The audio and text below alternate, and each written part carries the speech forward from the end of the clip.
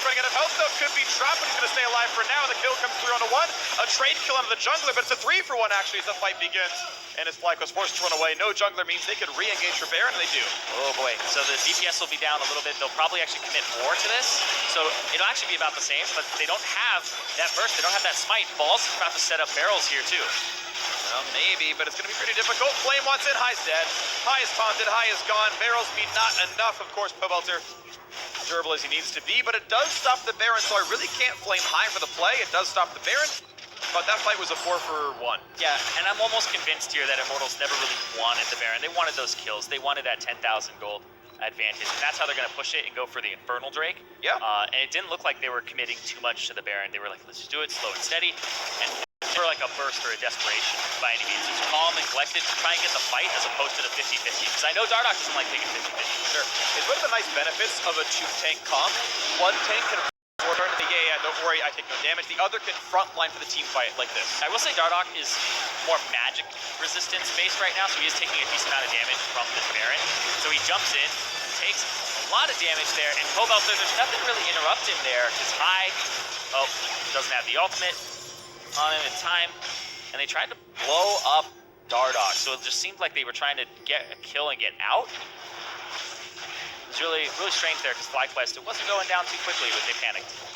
Yeah, you're right. They had a bit more time to play with. I think they wanted to fight maybe on top of the GP ulti and use that for a bit more damage. And yeah, it maybe could have been cleaner, honestly. And that's been the consideration we've had against FlyQuest, where their first 15 minutes often looked pretty good, but then Moon stopped playing so well.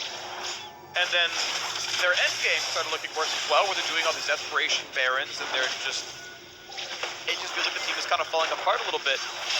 And of course, we're in a game now with a 10,000 gold deficit, so, you know, at a certain point, you give them a pass for the rest of this game. But Immortals managed to get the 4-for-1. And they're going to look for closing out this game, of course. Next Dragon will be Elder, which will be a good game-ending buff potential.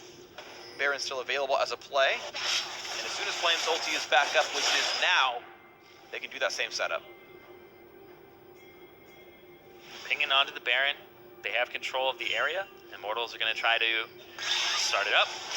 This one may actually just be a rushdown. Yeah, this one's a rushdown. You can see just the DPS difference there. Now it's okay, hold on. Right. They know that we're doing it. Yeah. Let's try her. I don't think they want to fight for this now fight. They're slow DPS. Back. Moon's going to repel towards the pit. Here comes the team fight. Knockback, kill, and elimination. Looking for a bit more. Moon's going to get taunted. Moon's going to go down. Pobelter is godlike. He's killing everyone he needs to. 7, 0, and 6. And there we go. The clean re-engage onto the Baron. Cody Sun survived the fight. And now he's going to lifesteal and rejoin with the Ocean Drake. And that's going to be a no-contest Baron kill at a certain point. Not even a chance. It's just a counter push here for FlyQuest. They sent Sivir to mid lane. They finally got one back, but Immortals managed to play the Baron bait well twice in a row. Yeah, they lost so many lanes on FlyQuest's side that they honestly can't shove anything out. Even when they're in their 3-on-3, they're 1-on-1 and 1-on-1. It ends up being one where Immortals just have more vision in the jungle, and so you can see High is just going to try to shove these out and give them a small breath, fresh air, and just try to relieve the pressure that's on them, because all these waves are shoved in. Flame is bottom, shoving that wave in. Middle is going to equalize in the center, and then this top one's still going to be around tier 2. So it's perfect for Immortals to go for something like this.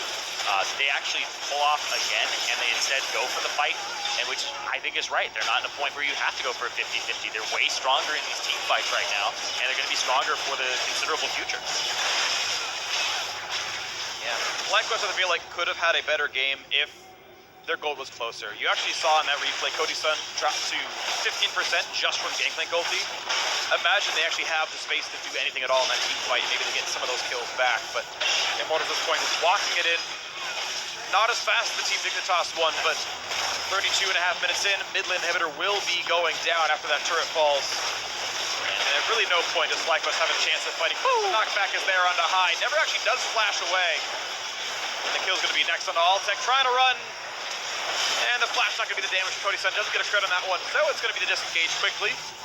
The FlyQuest still lose their mid laner. And the base is, of course, cracked. Yep, super clean so far from Immortals. Hasn't been really any big mess-ups at all.